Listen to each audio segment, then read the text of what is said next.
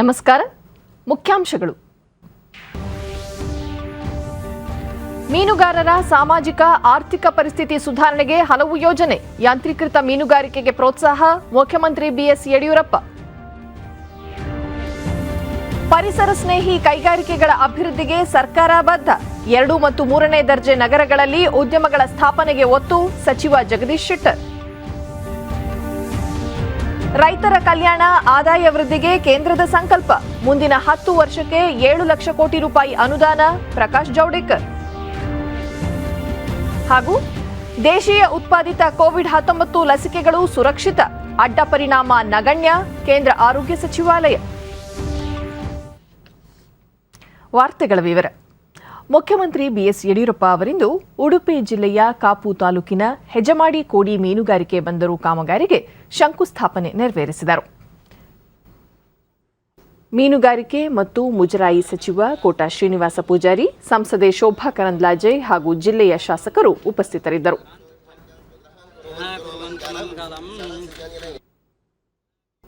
ಪುತ್ರನ್ ಸದಸ್ಯರು ಕಾಪು ತಾಲೂಕಾ ಪಂಚಾಯತ್. ಈ ಸಂದರ್ಭದಲ್ಲಿ ಮುಖ್ಯಮಂತ್ರಿ ಮೀನುಗಾರರಿಗೆ ಸಂಕಷ್ಟ ಪರಿಹಾರ, ಮತ್ಸ್ಯಾಶ್ರಯ ಯೋಜನೆ ಹಾಗೂ ಭಾಗ್ಯಲಕ್ಷ್ಮಿ ಯೋಜನೆಯಡಿ ಚೆಕ್ ವಿತರಿಸಿದರು. ಸಂಕಷ್ಟ ಪರಿಹಾರ ನಿಧಿ ಯೋಜನೆಯಡಿ ಮೀನುಗಾರ ಸಿಂಬ್ರ ಕುಂದರ್, ಶ್ರೀ ಸುಮನ್ ಎಂ ಕುಂದರ್ ಬಹುಮಾನವನ್ನು ಪಡೆದಂತಹ ತಮ್ಮೆಲ್ಲರಿಗೂ. ನಂತರ ಯಡಿಯೂರಪ್ಪ ಶ್ರಮಜೀವಿಗಳಾದ ಮೀನುಗಾರರ ಸಾಮಾಜಿಕ ಆರ್ಥಿಕ ಪರಿಸ್ಥಿತಿ ಸುಧಾರಣೆಗೆ ಸರ್ಕಾರ ಕಲ್ಯಾಣ ಕಾರ್ಯಕ್ರಮಗಳನ್ನು ಅನುಷ್ಠಾನಗೊಳಿಸುತ್ತಿದೆ. ನಮ್ಮ ಸರ್ಕಾರ ಅಧಿಕಾರಕ್ಕೆ ಬಂದ ಕೂಡಲೇ 60 ಕೋಟಿ ರೂಪಾಯಿ ಮೀನುಗಾರರ ಸಾಲ ಮನ್ನಾ ಮಾಡಿದೆ. 2020-21ನೇ ಸಾಲಿನ ಬಜೆಟ್ನಲ್ಲಿ ಕರಾವಳಿಯಲ್ಲಿ ಯಾಂತ್ರೀಕೃತ ಮೀನುಗಾರಿಕೆಯನ್ನು ಪ್ರೋತ್ಸಾಹಿಸಲು 135 ಕೋಟಿ ರೂಪಾಯಿ ಸಹಾಯಧನ ಹಾಗೂ ಮೀನುಗಾರಿಕೆ ಅಭಿವೃದ್ಧಿಗೆ 251 ಕೋಟಿ ರೂಪಾಯಿಗೂ ಅಧಿಕ ಮೊತ್ತವನ್ನು ಮೀಸಲಿಡಲಾಗಿದೆ ಎಂದರು. ಈ ಪೈಕಿ 69.30 ಕೋಟಿ ರೂಪಾಯಿ ಕೇಂದ್ರ ಸರ್ಕಾರ ಪಾಲು, 111.54 ಕೋಟಿ ರಾಜ್ಯದ ಪಾಲಿನ ಮೊತ್ತ ಆಗಿದೆ. ಶ್ರಮಜೀವಿಗಳಾದ ಮೀನುಗಾರರ ಆರ್ಥಿಕ ಮತ್ತು ಸಾಮಾಜಿಕ ಸ್ಥಿತಿಗತಿಗಳನ್ನು ಉತ್ತಮಪಡಿಸುವುದಕ್ಕೆ ಮೀನುಗಾರರಿಗೆ ಅನೇಕ ಕಲ್ಯಾಣ ಕಾರ್ಯಕ್ರಮಗಳನ್ನು ಸಹ ನಮ್ಮ ಸರ್ಕಾರ ಅನುಷ್ಠಾನಗೊಳಿಸ್ತಾ ಇದೆ. ರಾಜ್ಯದಲ್ಲಿ ನಮ್ಮ ಸರ್ಕಾರ ಅಸ್ತಿತ್ವಕ್ಕೆ ಬಂದ ಕೂಡಲೇ ಮೀನುಗಾರರಿಗೆ ಸುಮಾರು 60 ಕೋಟಿಗಳ ಸಾಲವನ್ನು ಮನ್ನಾ ಮಾಡಲಾಗಿದೆ. 2021ನೇ ಸಾಲಿನ ಆಯವ್ಯಯದಲ್ಲಿ ಮೀನುಗಾರಿಕೆ ಅಭಿವೃದ್ಧಿಗೆ 251.57 ಕೋಟಿ ಒದಗಿಸಿ, ಈ ಪೈಕಿ ಕೇಂದ್ರ ಪ್ರಸ್ತುತ ಯೋಜನೆಗೆ ಒಟ್ಟು 200 ಕೋಟಿಗಳ ವೆಚ್ಚದಲ್ಲಿ ಮೂಲಸೌಕರ್ಯ ಅಭಿವೃದ್ಧಿಪಡಿಸಲು ಅವಕಾಶ ಕಲ್ಪಿಸಿದೆ. ಇದಕ್ಕೂ ಮುನ್ನ ಬಿಎಸ್ ಯಡಿಯೂರಪ್ಪ ಅವರು ಇಂದು ಬೆಳಗ್ಗೆ ಉಡುಪಿ ಜಿಲ್ಲೆಯ ಕಾಪು ತಾಲೂಕಿನ ಉಚ್ಚಿಲ ಗ್ರಾಮದ ಶ್ರೀ ಮಹಾಲಕ್ಷ್ಮಿ ದೇವಸ್ಥಾನಕ್ಕೆ ಭೇಟಿ ನೀಡಿ ವಿಶೇಷ ಪೂಜೆ ಸಲ್ಲಿಸಿದರು. 2020-25ರ ರಾಜ್ಯದ ನೂತನ ಕೈಗಾರಿಕಾ ನೀತಿಯ ಕೈಪಿಡಿಯನ್ನು ಕೈಗಾರಿಕಾ ಸಚಿವ ಜಗದೀಶ್ ಶೆಟ್ಟರ್ ಬೆಂಗಳೂರಿನಲ್ಲಿಂದು ಬಿಡುಗಡೆ ಮಾಡಿದರು. ಸರ್ಕಾರದ ಹೆಚ್ಚುವರಿ ಮುಖ್ಯ ಕಾರ್ಯದರ್ಶಿ ಗೌರವ್ ಗುಪ್ತಾ ಮತ್ತಿತರ ಅಧಿಕಾರಿಗಳು ಹಾಗೂ ಕೈಗಾರಿಕೋದ್ಯಮಿಗಳು ಉಪಸ್ಥಿತರಿದ್ದರು. lakh people. Some of the objectives of the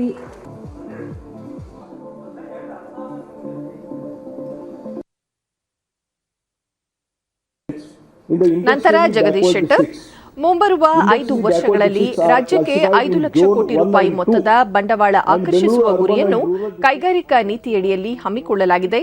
ಇದರಿಂದ 20 ಲಕ್ಷ ಜನರಿಗೆ ಉದ್ಯೋಗಾವಕಾಶಗಳನ್ನು ಕಲ್ಪಿಸಲಾಗುವುದು.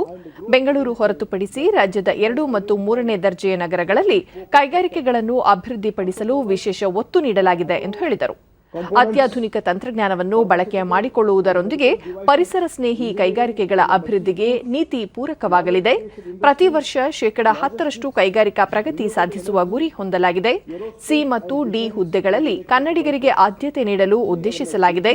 ಮೂಲಭೂತ ಸೌಕರ್ಯಗಳ ಅಭಿವೃದ್ಧಿ ಜೊತೆಗೆ ಕೈಗಾರಿಕೆಗಳ ಸುಸ್ಥಿರ ಅಭಿವೃದ್ಧಿಗೂ ನೀತಿಯಡಿ ಆದ್ಯತೆ ನೀಡಲಾಗಿದೆ ಎಂದು ಸಚಿವರು ತಿಳಿಸಿದರು.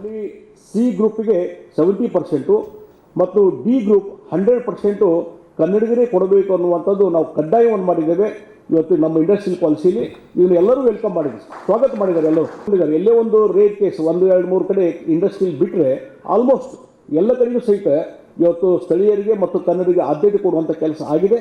ಕೆಲವೊಂದು ಎಕ್ಸೆಪ್ಷನ್ ಕೇಸ್ ಇರ್ತವೆ, ಅದ್ರ ಬಗ್ಗೆ ಅದನ್ನು ಈ ರೀತಿ ಕಂಡೀಷನ್ನು ಏನು ಉಲ್ಲಂಘನೆ ಮಾಡಿರ್ತಾರೆ ಅವ್ರಿಗೆ ಯಾವ ರೀತಿಯಾದಂಥ ಒಂದು ಕಾನೂನು ಕ್ರಮ ಕೈಗೊಳ್ಳಬೇಕು ಆ ಕೆಲಸವನ್ನು ನಾವು ಮಾಡ್ತೀವಿ ಅನ್ನುವಂಥದ್ದನ್ನು ಈ ಸಂದರ್ಭದಲ್ಲಿ ನಾನು ಹೇಳಬಯಸ್ತೇನೆ.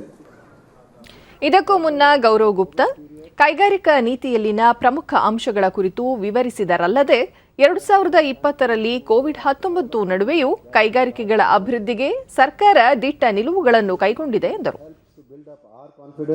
And I'm sure the interactions herein under the auspices of the launch of the new industrial policy would also help to increase your confidence in the days to come.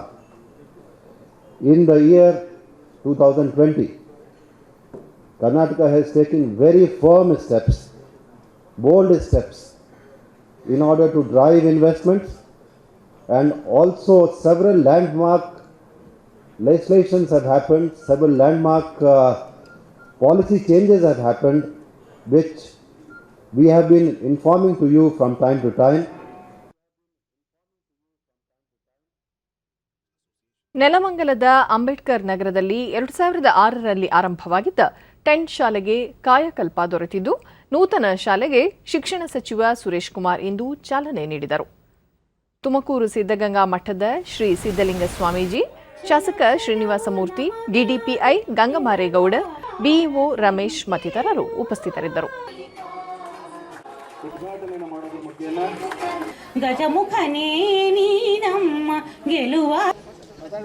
ಸಚಿವ ಸುರೇಶ್ ಕುಮಾರ್ ಈ ಶಾಲೆಗೆ ಹೆಚ್ಚಾಗಿ ವಲಸೆ ಕಾರ್ಮಿಕರು, ಕೂಲಿ ಕಾರ್ಮಿಕರು ಹಾಗೂ ಹಿಂದುಳಿದ ವರ್ಗದ ಮಕ್ಕಳು ಆಗಮಿಸುತ್ತಿದ್ದು, ಶಾಲಾ ಮುಖ್ಯ ಶಿಕ್ಷಕರು ತಮ್ಮ ಸ್ವಂತ ಖರ್ಚಿನಿಂದ ಈ ಶಾಲೆಯನ್ನು ಸಂಪೂರ್ಣ ಅಭಿವೃದ್ಧಿಪಡಿಸಿದ್ದಾರೆ. ಟೆಂಟ್ ಈಗ ಕಟ್ಟಡವಾಗಿದ್ದು, ಸರ್ಕಾರದಿಂದ ಬೇಕಾದ ಅಗತ್ಯ ಸೌಲಭ್ಯ ಕಲ್ಪಿಸುವುದಾಗಿ ಭರವಸೆ ನೀಡಿದರು. ಈ ಶಾಲೆಯನ್ನು ಸ್ಥಳೀಯ ಶಾಸಕ ಶ್ರೀನಿವಾಸಮೂರ್ತಿ ಅವರು 5 ಲಕ್ಷ ರೂಪಾಯಿ ನೀಡಿ ದತ್ತು ಪಡೆದಿರುವುದು ಸ್ವಾಗತಾರ್ಹ. ಈ ಶಾಲೆಗಳು ದೇವಾಲಯಕ್ಕೆ ಸಮ. ಶಿಕ್ಷಕರು ಇಂತಹ ಮಕ್ಕಳಿಗೆ ಶಿಕ್ಷಣ ನೀಡಬೇಕು. ಮಕ್ಕಳಿಗೆ ಶಿಕ್ಷಣ ಕೊಡೋ ಒಂದು ಪುಣ್ಯದ ಒಂದು ಕಾರ್ಯವನ್ನು ನಾವು ಮುಂದುವರಿಸೋಣ ಅಂತ ಒಂದು ಬಹಳ ದೊಡ್ಡ ಘೋಷಣೆಯನ್ನು ಮಾಡಿದ್ದಾರೆ. ಮತ್ತು ಮೊದಲನೇ ಹಂತದಲ್ಲಿ 5 ಲಕ್ಷ ರೂಪಾಯಿ ಕೂಡ ಅವರು ಘೋಷಣೆ ಮಾಡಿರೋಕ್ಕೋಸ್ಕರ ನಾನು ಡಾಕ್ಟರ್ ಶ್ರೀನಿವಾಸ ಮೂರ್ತಿ ಅವರಿಗೆ ನಾನು ಧನ್ಯವಾದಗಳನ್ನು ಹೇಳ್ತಾ ಇದ್ದೀನಿ. ಮತ್ತು ಈ ರೀತಿ ಶಾಲೆಗಳು ಇವತ್ತು ನಮಗೆ ದೇವಾಲಯದ ಒಂದು ಸ್ವರೂಪ. ಅದು ದೇವಾಲಯಕ್ಕೆ ಯಾರು ಹೋಗ್ತಾರೋ ಬಿಡ್ತಾರೋ ಗೊತ್ತಿಲ್ಲ, ಇಲ್ಲಿ ಬಂದ ಮತ್ತು ಶಿಕ್ಷಣ ಇಲಾಖೆಯಿಂದ ಕೂಡ ಈ ಶಾಲೆಗೆ ಬೇಕಾದ ಸಂಗತಿಗಳನ್ನ, ಬೇಕಾದ ಸೌಲಭ್ಯಗಳನ್ನ ಒದಗಿಸೋಕ್ಕೆ ನಾನು ಕ್ರಮ ತಗೊಳ್ತೀನಿ. ನಂತರ ಸಿದ್ದಲಿಂಗ ಸ್ವಾಮೀಜಿ, ಶಿಕ್ಷಕರು ಗುರುತರವಾಗಿ ಕೆಲಸ ನಿರ್ವಹಿಸಬೇಕು. ಮಕ್ಕಳಿಗೆ ಕನ್ನಡ ಮಾಧ್ಯಮದಲ್ಲಿ ವಿದ್ಯಾಭ್ಯಾಸ ನೀಡಲು ಹೆಚ್ಚು ಆದ್ಯತೆ ನೀಡಬೇಕಿದೆ ಎಂದರು. ಒಂದು ಕುಟುಂಬದಿರ್ಬೋದು, ಸಮುದಾಯದಿರ್ಬೋದು ಅಥವಾ ರಾಷ್ಟ್ರದಿರ್ಬೋದು, ಈ ರಾಷ್ಟ್ರದ ಭವಿಷ್ಯ ಎಲ್ಲಪ್ಪ ನಿರ್ಮಾಣ ಆಗ್ತದೆ ಶಾಲೆಗಳಲ್ಲಿ ನಿರ್ಮಾಣ ಆಗುವಂತಹದ್ದು. ಶಾಲೆಗಳು ಮತ್ತು ಶಿಕ್ಷಕರು ಅದರ ಗುರುತರವಾದಂಥ ಜವಾಬ್ದಾರಿ ನಿರ್ವಹಿಸುವಂತಹದ್ದು. ಆ ಹಿನ್ನೆಲೆಯಲ್ಲಿ ಇವತ್ತು ನಮ್ಮ ನೆಲಮಂಗಲದ ಮಧ್ಯದಲ್ಲಿರುವಂಥ ಇದು ಸ್ತಂಭ ಅಂತಾರೆ, ನಿರ್ಮಾಣ ಸ್ತಂಭ ಅಂತ ಬಿಟ್ಟರೆ ಶಬ್ದನೇ ಬಳಸ್ಪಡಿದ್ದೀವಿ ಯಾರನ್ನು ಕೂಡ. ಇದು ಸ್ಟಿಮ್ ಆಗಿದೆ ಅಂತ ಹೇಳ್ತಾರೆ, ಚೆನ್ನಾಗಿದೆ, ಸ್ಮಾರ್ಟ್ ಆಗಿದೆ ಅಂತ ಹೇಳ್ತಾರೆ. ಎಲ್ಲ ಇದು ಜನಗಳಿಗೆ ಶಿಕ್ಷಣ ಕೊಡಿ, ಅಲ್ಲಿರೋರ ಮಕ್ಕಳಿಗೆ. ಗುಡಿಸದಲ್ಲಿದ್ದರೂ ಪರವಾಗಿಲ್ಲ, ಸ್ವಚ್ಛವಾಗಿರಲಿ, ಚೆನ್ನಾಗಿರಲಿ. ಏನೋ ಅರಮನೆಯಲ್ಲಿ ಇದ್ದವರೇ ಚೆನ್ನಾಗಿರ್ತಾರೆ ಅಂತ ಏನು ಭಾವಿಸಬಾರ್ದು. ಗುಡಿಸ್ತಿದ್ರು ಕೂಡ ನೆಮ್ಮದಿಯಾಗಿ ಬದುಕಬೇಕು ಅನ್ನೋದಿರ್ಬೇಕು ಮುಖ್ಯವಾಗಿ. ಕೇಂದ್ರ ಸರ್ಕಾರದ ಆತ್ಮನಿರ್ಭರ ಯೋಜನೆಯಡಿ ರೈತರ ರಕ್ಷಣೆಗಾಗಿ ಹಮ್ಮಿಕೊಳ್ಳಲಾಗಿರುವ ಆಹಾರ ಸಂಸ್ಕರಣಾ ತರಬೇತಿ ಕಾರ್ಯಾಗಾರಕ್ಕೆ ಮೈಸೂರಿನಲ್ಲಿಂದು ಕೃಷಿ ಸಚಿವ ಬಿಸಿ ಪಾಟೀಲ್ ಚಾಲನೆ ನೀಡಿದರು. ಕೇಂದ್ರ ಆಹಾರ ಸಂಶೋಧನಾ ಘಟಕದ ನಿರ್ದೇಶಕರಾದ ಡಾ ಶ್ರೀದೇವಿ, ಕೃಷಿ ತಜ್ಞ ಉಮೇಶ್ ಹೆಬ್ಬಾರ್ ಮತ್ತಿತರರು ಉಪಸ್ಥಿತರಿದ್ದರು.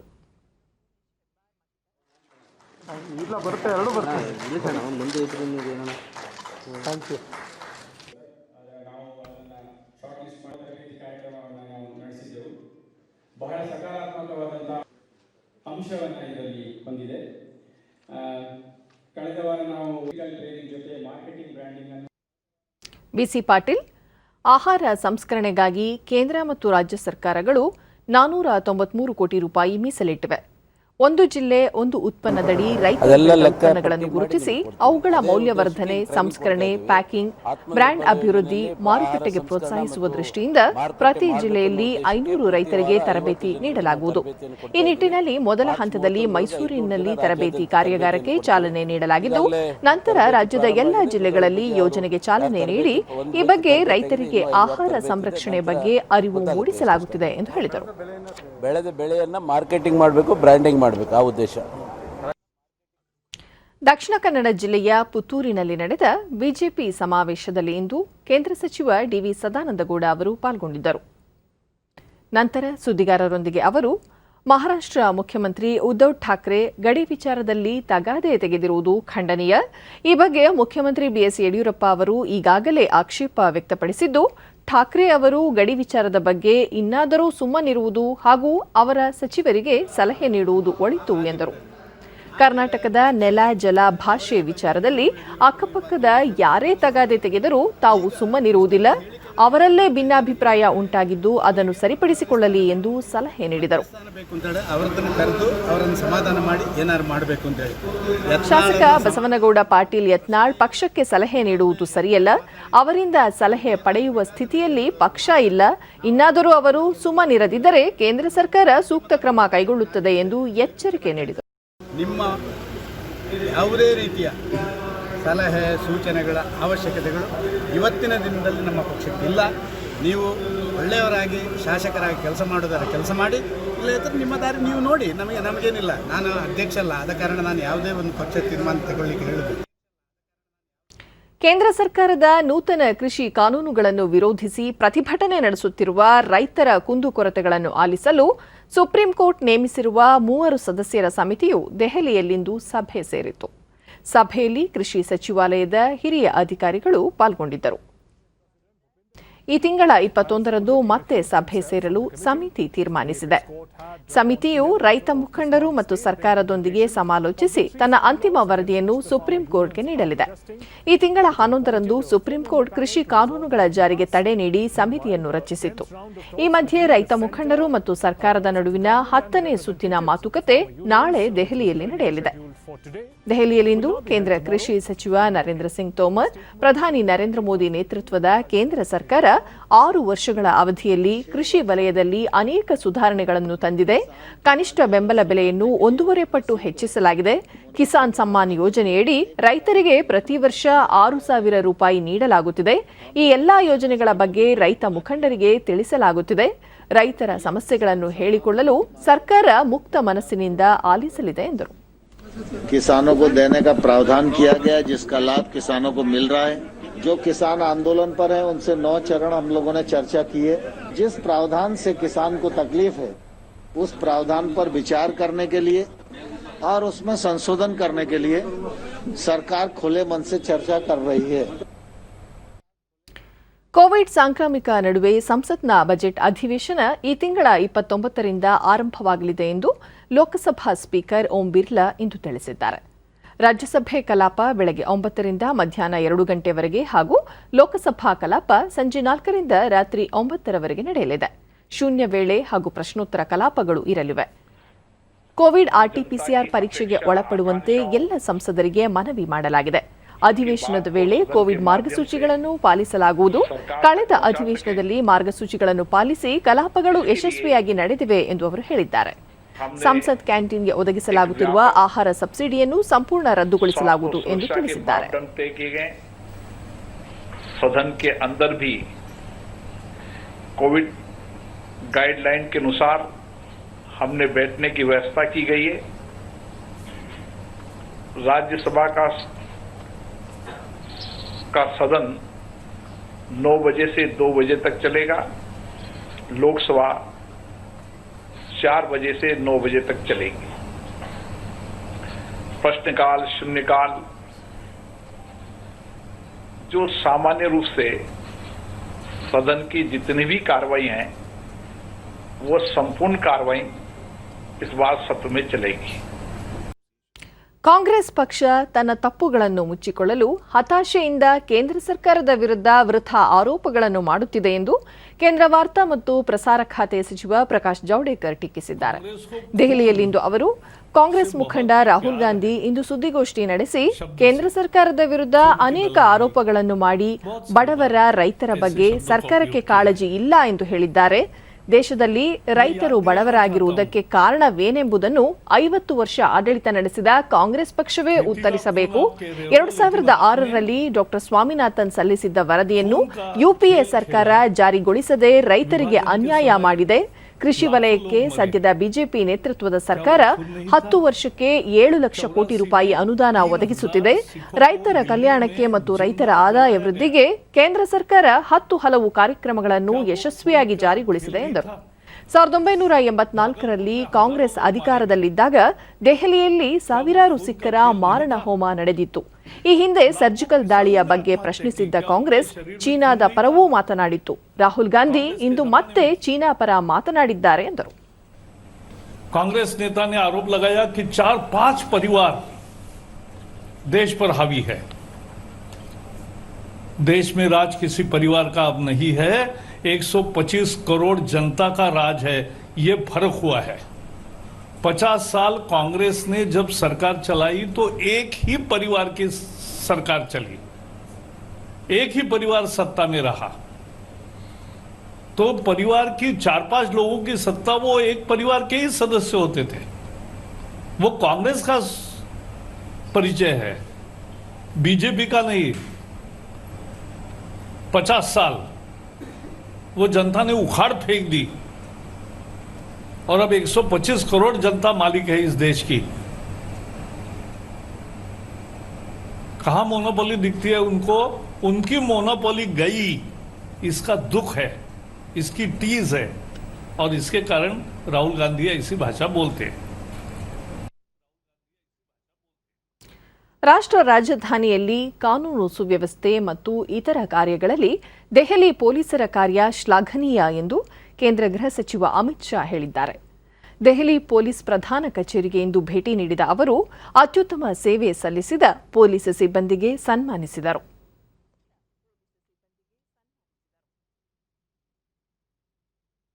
ಕೋವಿಡ್ ವೇಳೆ ಹುತಾತ್ಮರಾದ ಪೊಲೀಸರಿಗೆ ಶ್ರದ್ಧಾಂಜಲಿ ಸಲ್ಲಿಸಿದರು. ಬಳಿಕ ಅಮಿತ್ ಶಾ ಕೋವಿಡ್ ಲಾಕ್ಡೌನ್ ಸಮಯದಲ್ಲಿ ಈಶಾನ್ಯ ದೆಹಲಿಯಲ್ಲಿ ನಡೆದ ಹಿಂಸಾಚಾರದ ವೇಳೆ ಮತ್ತು ವಲಸೆ ಕಾರ್ಮಿಕರನ್ನು ಸ್ವಂತ ಸ್ಥಳಗಳಿಗೆ ತಲುಪಿಸುವಂತಹ ಕಾರ್ಯಗಳಲ್ಲಿ ದೆಹಲಿ ಪೊಲೀಸರು ಅತ್ಯುತ್ತಮ ಸೇವೆ ಸಲ್ಲಿಸಿದ್ದಾರೆ ಎಂದರು. ದೆಹಲಿ ಪೊಲೀಸ್ ಇಲಾಖೆ, ರಾಷ್ಟ್ರೀಯ ವಿಧಿವಿಜ್ಞಾನ ವಿಶ್ವವಿದ್ಯಾಲಯ ಸೇರಿದಂತೆ ಅನೇಕ ಸಂಸ್ಥೆಗಳೊಂದಿಗೆ ಒಡಂಬಡಿಕೆಗಳಿಗೆ ಸಹಿ ಹಾಕಿರುವುದು ಉತ್ತಮ ಕಾರ್ಯವಾಗಿದೆ. ಇದರಿಂದ ದೆಹಲಿ ಪೊಲೀಸ್ ಕಾರ್ಯಕ್ಷಮತೆ ಮತ್ತಷ್ಟು ಹೆಚ್ಚಾಗುವ ವಿಶ್ವಾಸವಿದೆ ಎಂದರು. लॉकडाउन खोलने की प्रक्रिया हो, प्रवासी मजदूरों को अपने वतन में वापस जाने के लिए एक साथ सबने जो प्रयास किया, यह अभी किसान आंदोलन चल रहा है, इसमें भी शांतिपूर्ण तरीके से आंदोलन के साथ, आंदोलनकारियों के साथ चर्चा कर समन्वय स्थापित करना हो. ದೇಶದಲ್ಲಿ ಈವರೆಗೆ 4,54,000 ಮಂದಿಗೆ ಕೋವಿಡ್ ಲಸಿಕೆ ನೀಡಲಾಗಿದೆ ಎಂದು ಆರೋಗ್ಯ ಸಚಿವಾಲಯ ತಿಳಿಸಿದೆ. ದೆಹಲಿಯಲ್ಲಿಂದು ಕೇಂದ್ರ ಆರೋಗ್ಯ ಸಚಿವಾಲಯದ ಕಾರ್ಯದರ್ಶಿ ರಾಜೇಶ್ ಭೂಷಣ್ 7 ತಿಂಗಳ ನಂತರ ದೇಶದಲ್ಲಿ ಸಕ್ರಿಯ ಪ್ರಕರಣಗಳ ಸಂಖ್ಯೆ ಸುಮಾರು 2 ಲಕ್ಷದಷ್ಟಿದ್ದು, ಈ ಸಂಖ್ಯೆ ಗಣನೀಯ ಕುಸಿತ ಕಾಣುತ್ತಿದೆ. ಕೇರಳ ಮತ್ತು ಮಹಾರಾಷ್ಟ್ರದಲ್ಲಿ ಮಾತ್ರ 50,000ಕ್ಕೂ ಹೆಚ್ಚು ಸಕ್ರಿಯ ಪ್ರಕರಣಗಳಿವೆ. 8 ತಿಂಗಳ ನಂತರ ದೈನಂದಿನ ಸಾವುಗಳ ಸಂಖ್ಯೆ 140ಕ್ಕೂ ಕಡಿಮೆ ಇದೆ ಎಂದರು. ಕೋವಿಡ್ ಲಸಿಕೆ ನೀಡಿದ 3 ದಿನಗಳಲ್ಲಿ 0.18% ಅಡ್ಡ ಪರಿಣಾಮಗಳ ಪ್ರಕರಣಗಳು ಕಂಡುಬಂದಿವೆ. 0.0002% ಮಂದಿ ಆಸ್ಪತ್ರೆಗೆ ದಾಖಲಾಗಿದ್ದಾರೆ. ಇಡೀ ವಿಶ್ವದಲ್ಲಿ ಈ ಸಂಖ್ಯೆ ತುಂಬಾ ಕಡಿಮೆ ಇದೆ. ಅಡ್ಡ ಪರಿಣಾಮಗಳು ಮತ್ತು ಗಂಭೀರ ಸಮಸ್ಯೆಗಳ ಕುರಿತ ಆತಂಕಗಳು ಈವರೆಗೆ ನಗಣ್ಯವೆನಿಸಿವೆ. ಲಸಿಕೆ ನೀಡಿಕೆಗೆ ಭಾರತ ಉತ್ತಮ ಪರಿಸ್ಥಿತಿಯಲ್ಲಿದ್ದು 2 ಕೋವಿಡ್ ಲಸಿಕೆಗಳು ಸುರಕ್ಷಿತವಾಗಿವೆ ಎಂದರು. Case fatality rate is 1.44 and if we look at the weekly case fatality rate it is 1.20. जब हम आपसे बात कर रहे हैं तो उस समय देश में केवल 2 राज्य हैं, केवल 2 राज्य जहां 50,000 से ज़्यादा एक्टिव केसेस हैं. ये हैं केरला, 68,000 से ज़्यादा यहाँ एक्टिव केसेस हैं, और महाराष्ट्र जहाँ की 51,000 से ज़्यादा एक्टिव केसेस हैं.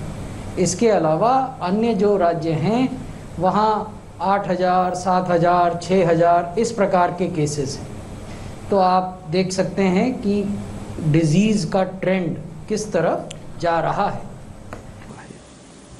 ನೀತಿ ಆಯೋಗದ ಸದಸ್ಯ ಡಾಕ್ಟರ್ ವಿಕೆ ಪಾಲ್ ಕೋವಿಡ್ನ 2 ಲಸಿಕೆಗಳು ಸುರಕ್ಷಿತವೆಂದು ಮತ್ತೊಮ್ಮೆ ಸರ್ಕಾರ ದೃಢಪಡಿಸುತ್ತಿದೆ. ಲಸಿಕೆ ಕುರಿತು ಹಿಂಜರಿಕೆ ಕೊನೆಗೊಳ್ಳಬೇಕು. ನೀಡುವುದರ ಮೂಲಕ ಸರ್ಕಾರ ತನ್ನ ಸಾಮಾಜಿಕ ಜವಾಬ್ದಾರಿಯನ್ನು ಪೂರೈಸುತ್ತಿದೆ. ಇಡೀ ವಿಶ್ವ ಲಸಿಕೆಗಾಗಿ ಪರಿತಪಿಸುತ್ತಿದೆ. ವೈದ್ಯರು ಮತ್ತು ಶುಶ್ರೂಷಕಿಯರು ಲಸಿಕೆಯನ್ನು ಖಂಡಿತ ಪಡೆಯಬೇಕು ಎಂದರು.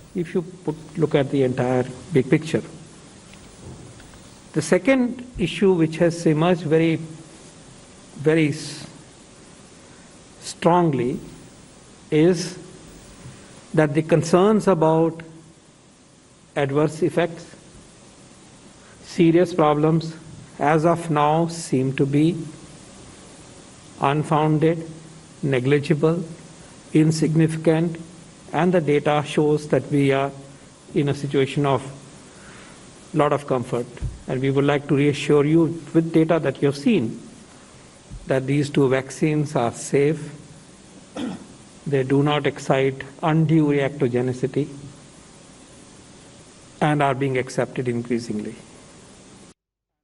ಕನ್ನಡ, ತಮಿಳು ಸೇರಿ 22 ಭಾರತೀಯ ಭಾಷೆಗಳನ್ನು ಶ್ರೀಮಂತಗೊಳಿಸಲು ಕ್ರಮ ತೆಗೆದುಕೊಳ್ಳಲಾಗುವುದು ಎಂದು ಕೇಂದ್ರ ಶಿಕ್ಷಣ ಸಚಿವ ರಮೇಶ್ ಪೋಖ್ರಿಯಾಲ್ ನಿಶಾಂಕ್ ಹೇಳಿದ್ದಾರೆ. ಆತ್ಮನಿರ್ಭರ್ ಭಾರತ್ ಕುರಿತು ಭಾರತೀಯ ಕೈಗಾರಿಕಾ ಒಕ್ಕೂಟ ಆಯೋಜಿಸಿದ್ದ ವರ್ಚುವಲ್ ಸಮಾವೇಶದಲ್ಲಿ ಪಾಲ್ಗೊಂಡ ಅವರು 135 ಕೋಟಿ ಜನಸಂಖ್ಯೆ ಹೊಂದಿರುವ ಭಾರತ ವಿಶ್ವದ ಅತಿದೊಡ್ಡ ಪ್ರಜಾಪ್ರಭುತ್ವವಾಗಿದೆ. ಭಾರತದಲ್ಲಿ ಹಿಂದಿ ಭಾಷೆ ಅತಿ ಹೆಚ್ಚು ಜನರು ಮಾತನಾಡುವ ಭಾಷೆಯಾಗಿದ್ದು ಈ ಭಾಷೆಯಲ್ಲಿ 10 ಲಕ್ಷಕ್ಕೂ ಅಧಿಕ ಪದಗಳಿವೆ. ಹಿಂದಿಯೊಂದಿಗೆ ಇತರ ಭಾರತೀಯ ಭಾಷೆಗಳು ಸೇರಿ ದೇಶದ ಸಾಂಸ್ಕೃತಿಕ ಶ್ರೀಮಂತಿಕೆ ಹೆಚ್ಚಿಸುತ್ತಿವೆ ಎಂದರು. ದೇಶದ ಜನರ ಏಳಿಗೆಗೆ ಈ ಎಲ್ಲ ಭಾಷೆಗಳು ಪೂರಕವಾಗಿವೆ. ಕನ್ನಡ ಮತ್ತು ಇತರ ಪ್ರಾದೇಶಿಕ ಭಾಷೆಗಳ ಮೂಲಕ ಇಡೀ ಭಾರತದ ದರ್ಶನವಾಗುತ್ತದೆ. ಭಾರತೀಯ ಭಾಷೆಗಳ ಮೂಲಕ ದೇಶದಲ್ಲಿ ವೈವಿಧ್ಯತೆಯಲ್ಲಿ ಏಕತೆ ಕಾಣಲು ಸಾಧ್ಯವಾಗಿದೆ.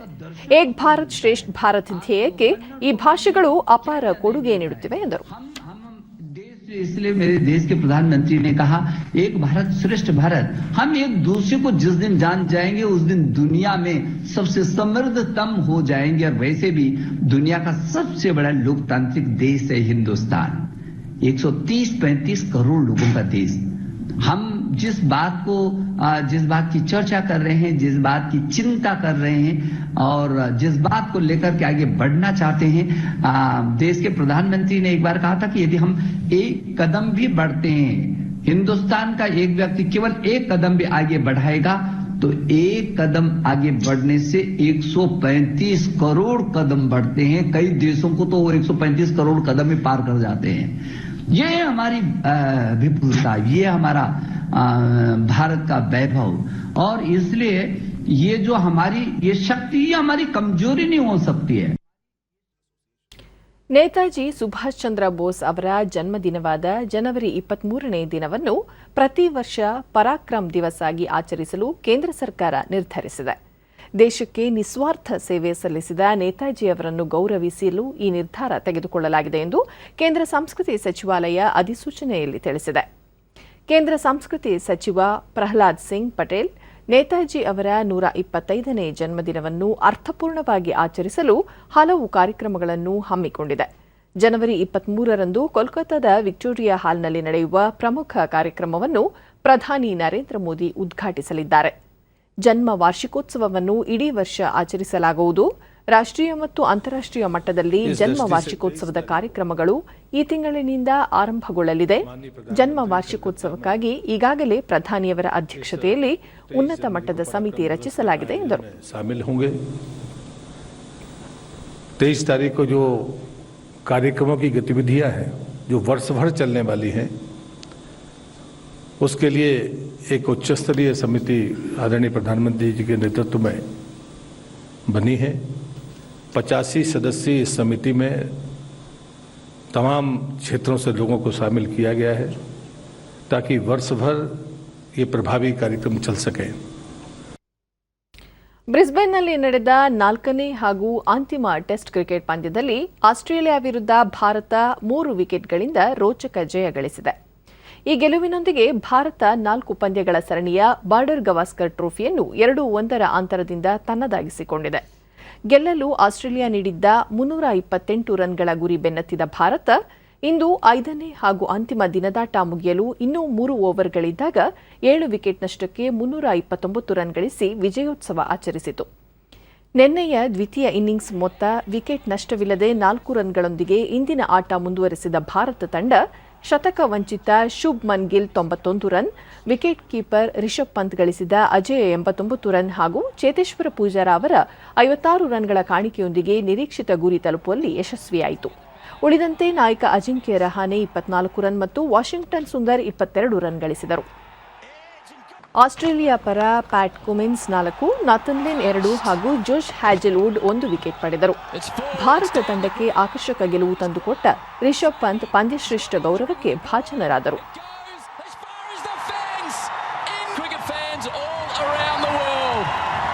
Rishabh Pant, you deserve that smile. Mohammad Siraj. Bharat ತಂಡದ ಅಭೂತಪೂರ್ವ ಗೆಲುವಿಗಾಗಿ ಪ್ರಧಾನಿ ನರೇಂದ್ರ ಮೋದಿ ಆಟಗಾರರಿಗೆ ಅಭಿನಂದನೆ ಸಲ್ಲಿಸಿದ್ದಾರೆ. ಇನ್ನು ಹವಾವರ್ತಮಾನ. ರಾಜ್ಯಾದ್ಯಂತ ಒಣಹವೆ ಮುಂದುವರಿಕೆ. ಬೀದರ್ನಲ್ಲಿ ಕನಿಷ್ಠ ತಾಪಮಾನ 12 ಡಿಗ್ರಿ ಸೆಲ್ಸಿಯಸ್ ದಾಖಲಾಗಿದೆ. ಮುನ್ಸೂಚನೆಯಂತೆ ಮುಂದಿನ 24 ಗಂಟೆಗಳ ಅವಧಿಯಲ್ಲಿ ರಾಜ್ಯದೆಲ್ಲೆಡೆ ಒಣಹವೆ ಸಾಧ್ಯತೆ. ಬೆಂಗಳೂರು ಸುತ್ತಮುತ್ತ ಶುಭ್ರ ಆಕಾಶ, ಮುಂಜಾನೆ ವೇಳೆ ಕೆಲವೆಡೆ ಮಂಜು ಮುಸುಕುವ ಸಾಧ್ಯತೆ. ಗರಿಷ್ಠ ತಾಪಮಾನ 29 ಹಾಗೂ ಕನಿಷ್ಠ 15 ಡಿಗ್ರಿ ಸೆಲ್ಸಿಯಸ್ ದಾಖಲಾಗುವ ಸಂಭವ. ಕೊನೆಯಲ್ಲಿ ಮತ್ತೊಮ್ಮೆ ಮುಖ್ಯಾಂಶಗಳು. ಮೀನುಗಾರರ ಸಾಮಾಜಿಕ ಆರ್ಥಿಕ ಪರಿಸ್ಥಿತಿ ಸುಧಾರಣೆಗೆ ಹಲವು ಯೋಜನೆ. ಯಾಂತ್ರೀಕೃತ ಮೀನುಗಾರಿಕೆಗೆ ಪ್ರೋತ್ಸಾಹ, ಮುಖ್ಯಮಂತ್ರಿ ಬಿಎಸ್ ಯಡಿಯೂರಪ್ಪ. ಪರಿಸರ ಸ್ನೇಹಿ ಕೈಗಾರಿಕೆಗಳ ಅಭಿವೃದ್ಧಿಗೆ ಸರ್ಕಾರ ಬದ್ಧ. 2 ಮತ್ತು 3ನೇ ದರ್ಜೆ ನಗರಗಳಲ್ಲಿ ಉದ್ಯಮಗಳ ಸ್ಥಾಪನೆಗೆ ಒತ್ತು, ಸಚಿವ ಜಗದೀಶ್ ಶೆಟ್ಟರ್. ರೈತರ ಕಲ್ಯಾಣ, ಆದಾಯ ವೃದ್ಧಿಗೆ ಕೇಂದ್ರದ ಸಂಕಲ್ಪ. ಮುಂದಿನ 10 ವರ್ಷಕ್ಕೆ 7 ಲಕ್ಷ ಕೋಟಿ ರೂಪಾಯಿ ಅನುದಾನ, ಪ್ರಕಾಶ್ ಜಾವಡೇಕರ್. ಹಾಗೂ ದೇಶೀಯ ಉತ್ಪಾದಿತ ಕೋವಿಡ್-19 ಲಸಿಕೆಗಳು ಸುರಕ್ಷಿತ, ಅಡ್ಡ ಪರಿಣಾಮ ನಗಣ್ಯ, ಕೇಂದ್ರ ಆರೋಗ್ಯ ಸಚಿವಾಲಯ. ನಮ್ಮ ವಾರ್ತಾ ಪ್ರಸಾರವನ್ನು ನೀವು ಡಿಡಿ ಚಂದನ ನ್ಯೂಸ್ ಯೂಟ್ಯೂಬ್ ಚಾನೆಲ್ನಲ್ಲೂ ವೀಕ್ಷಿಸಬಹುದು. ವೀಕ್ಷಕರೇ, ತಪ್ಪದೇ ಮಾಸ್ಕ್ ಧರಿಸಿ. ನೀವು ಸುರಕ್ಷಿತವಾಗಿರುವುದರೊಂದಿಗೆ ನಿಮ್ಮವರನ್ನು ಸುರಕ್ಷಿತವಾಗಿರಿಸಿ. ಸರಿಯಾದ ಕ್ರಮದಲ್ಲಿ ಮುಖಗವಸನ್ನು ತಪ್ಪದೇ ಧರಿಸಿ.